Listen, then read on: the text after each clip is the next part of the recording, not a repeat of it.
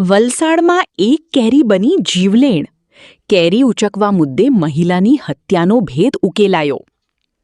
વલસાડ જિલ્લાના વાંકલ ગામમાં 2 દિવસ અગાઉ આધેડ મહિલાનું શંકાસ્પદ હાલતમાં મૃતદેહ મળી આવવાની ઘટનાનો પોલીસે ગણતરીના કલાકોમાં ભેદ ઉકેલી કાઢ્યો છે. પ્રાથમિક તપાસમાં અકસ્માત કે અન્ય કોઈ કારણ હોવાનું અનુમાન લગાવવામાં આવી રહ્યું હતું, પરંતુ પોલીસની ઝીણવટભરી તપાસમાં મહિલાની હત્યા કરાઈ હોવાનું સામે આવ્યું છે. આ બનાવને પગલે સમગ્ર વિસ્તારમાં ભારે ચકચાર મચી ગઈ છે. પોલીસ સૂત્રો પાસેથી પ્રાપ્ત માહિતી મુજબ વાંકલ ગામના બ્રાહ્મણ ફળિયામાં રહેતા 55 વર્ષીય તુલસીબેન હીરાભાઈ પટેલ 2 દિવસ અગાઉ પોતાના ઘર નજીક આવેલી કેરીની વાડીમાં કામકાજ અર્થે ગયા હતા. દરમિયાન વાડીમાં પડેલી એક કેરી તેમણે ઉચકી લીધી હતી. આ બાબતને લઈને વાડી ભાડે રાખનાર વ્યક્તિ સાથે તેમની બોલાચાલી થઈ હતી. બોલાચાલી દરમિયાન આરોપી ઉશ્કેરાઈ જતા તેણે તુલસીબેન પર હુમલો કર્યો હતો.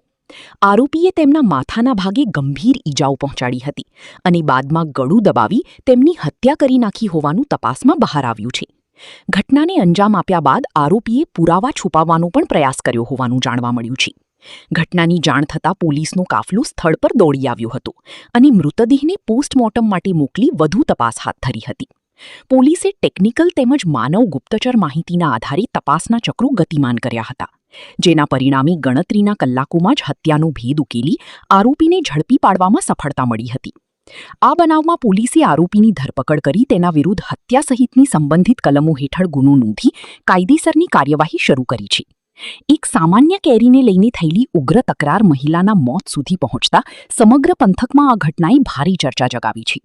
પોલીસ દ્વારા હાલ વધુ તપાસ હાથ ધરવામાં આવી રહી છે. તારીખ 2 જૂનના રોજ જે મરણજના બેન હતા એમના સગાવાલા પોલીસ સ્ટેશન આવેલા એમને જાણ કરી હતી કે એમના માતાનું વાંકલ ગામની આવેલ સીમમાં જેમાં આંબાવાડી છે એમાં મૃત્યુ થયું છે. તેથી પોલીસે ઘટના સ્થળે જઈને તપાસ કરતા સદર મરણજના બેનના શરીર ઉપર એવી કોઈ દેખીતી ઈજા જણાતી ન હતી, પરંતુ અમુક વસ્તુ શંકાસ્પદ લાગતા તાત્કાલિક આજુબાજુ લોકોની પૂછપરછ કરી હતી. એમના જે ઘરના સભ્યો છે એમને કોઈની પર શંકા હોય કે અમને કોઈની જોડે ઝઘડો થયો હોય, કોઈ બાબતે કોઈ તકરાર ચાલતી એ બાબતે પૂછપરછ કરી હતી. તો આ પ્રાથમિક સ્ટેજે એવી કોઈ ઈજા ન જણાતા અકસ્માત મોત દાખલ કરી સદર મરણજના બેનનું હોસ્પિટલમાં પોસ્ટમોર્ટમ કરવામાં આવેલું હતું. પોસ્ટમોર્ટમ દરમિયાન એ બેનને ગળાના ભાગે ઘીસ આપવાથી એટલે સ્ટ્રેંગ્યુલેશન એના આધારે એમનું મૃત્યુ થયા કોઝ ઓફ ડેથ આવેલું હતું. જેના આધારે મરણ જનાર બેન છે એમના પુત્રીને બોલાવી ખૂનની ફરિયાદ દાખલ કરવામાં આવેલી હતી.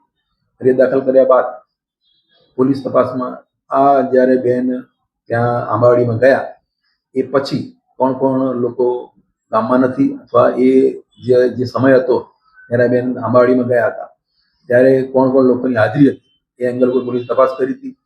જે દરમિયાન આ આંબાવાડી છે એના માલિક જેમણે આ વાડી દેખરેખ માટે ભાડે આપી હતી એમાં એક વ્યક્તિ ગુમ જણાયેલો હતો, જેની તપાસ કરતા એ વ્યક્તિ મળી આવતા જે વ્યક્તિ કાયદાના સંઘર્ષમાં આવેલો કિશોર છે અને એ આંબાવાડી જેને ભાડે આપી હતી એ કાકો અને ભત્રીજો બંને જણા આ આંબાવાડીની દેખરેખ રાખતા હતા. અને એ કાયદાના સંઘર્ષમાં આવેલા કિશોરની પૂછપરછ દરમિયાન આ જે મરણ જનાર તુલસીબેન છે એ આંબાવાડીમાં વારંવાર પડેલી પાકી કેરીઓ વીણવા આવતા હતા. પછી અગાઉ એમને ના પાડેલી છતાં પણ વીણવા આવતા હતા. એ દિવસે પણ એ કેરી વીણવા ગયા હતા અને એમને ના પાડેલી હોવા છતાં તે ત્યાં આવ્યા હતા. જે વાત તકરાર થઈ હતી અને એક માટીનું ઢેફું માથામાં મારી હતું અને બાદમાં ગળા ઉપર ભીસ આપીને એમની હત્યા કરવાની કોશિશ કરી હતી અને જે દરમિયાન એમનું મરણ થયેલું હતું એ બાબતની હાલ સુધી કબૂલાત આપી છે. અને આ દરમિયાન જો બીજો અન્ય કઈ ઘટના હશે અથવા અન્ય કઈ હેતુ હશે તે બાબતે પોલીસ હાલમાં પૂછપરછ કરી રહી છે.